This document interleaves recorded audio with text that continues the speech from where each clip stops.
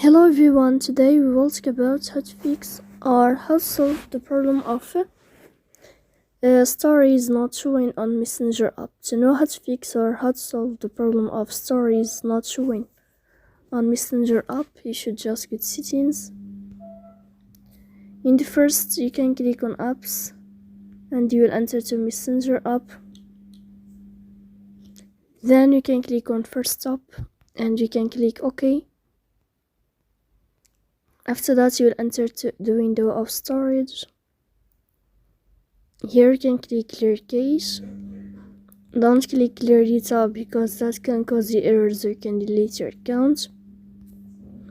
In the end, you can turn off your phone and you can turn on your phone again.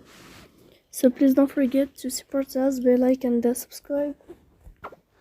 See you next time in another video and thank you for your attention.